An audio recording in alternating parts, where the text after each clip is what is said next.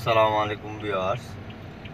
আমি আজকে আপনাদেরকে যে বিষয়টা নিয়ে আজকে আলোচনা করব, আমরা রাস্তায় গাড়ি চালানোর সময় যে স্পিড ব্রেকারগুলো পাই, যে স্পিড ব্রেকারগুলোতে আমরা কিভাবে গাড়িটা পার করব।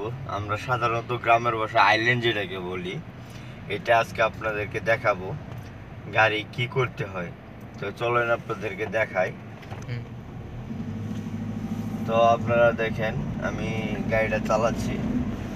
আমি কিন্তু সামনে যে স্পিড ব্রেকারটা আছে, যারা নতুন আছেন তারা লক্ষ্য করবেন যে প্রথমে কিন্তু আমাকে গিয়ারটা কমাতে হবে।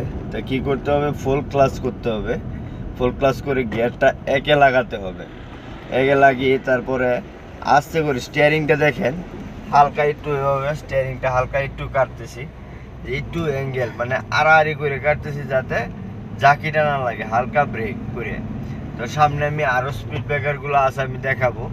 তখন আমরা যতগুলো স্পিড ব্রেকার থাকবে ততবারই আমরা কি করব, গিয়ারটা কমাবো এবং স্লো করে আস্তে করে উঠবো, যাতে গাড়িতে কোনো জাকি বা ঠেক না লাগে। যে আমার পিছনে যে স্যার থাকুক, অফিসে যে কেউ যদি থাকে, যাতে বোঝা যায় যে আপনি খুব ভালো ড্রাইভার, বা আপনাকে রাস্তায় যদি কোনো টেস্ট নেয় তখন আপনার এইগুলাই লক্ষ্য করে।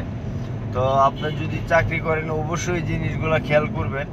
এই বিশেষ করে যারা নতুন গাড়ি চালায় মানে চাকরি নেওয়ার ইচ্ছা পোষণ করতেছেন, দেখেন সামনে আরেকটা স্পিড ব্রেকার, আপনি আমার হাতের দিকে লক্ষ্য করেন।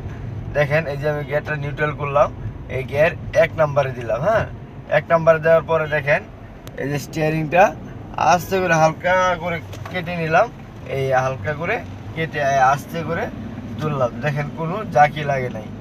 তো নেক্সটে আমি আবারও আরেকটা স্পিড ব্রেকার আছে, এটা দিয়ে আপনাদেরকে শেষ করব। তো দেখেন আমি কিন্তু যে সামনে স্পিড ব্রেকারটা, এটা আপনারা লক্ষ্য করবেন যে এটা কীভাবে উঠতে হবে। প্রথমে আমি কি করব, যে ফুল ক্লাচ করব, হালকা ব্রেক, তারপরে গিয়ার 1 নাম্বার, হালকা স্টিয়ারিংটা এই যে হালকা, বেশি না, এই যাতে ঝাঁকুনিটা খুব কম লাগে। তো আশা করি আপনারা সকলেই বুঝতে পারছেন যে স্পিড ব্রেকার বা আইল্যান্ড যেটা, এটাতে আপনারা গাড়িটা কিভাবে তুলবেন। তো যদি আশা করি সবাই এটা বুঝে থাকেন খুব সহজে, সবাই আমার ভিডিওতে লাইক কমেন্ট করে দিবেন। আর যারা এখন নতুন আছেন তারা অবশ্যই সাবস্ক্রাইব করে দিবেন। আর সকলকে অনেক অনেক ধন্যবাদ যে একটু সময় নিয়ে আমার ভিডিওটা দেখার জন্য। সবাইকে আবারও ধন্যবাদ। আসসালামু আলাইকুম।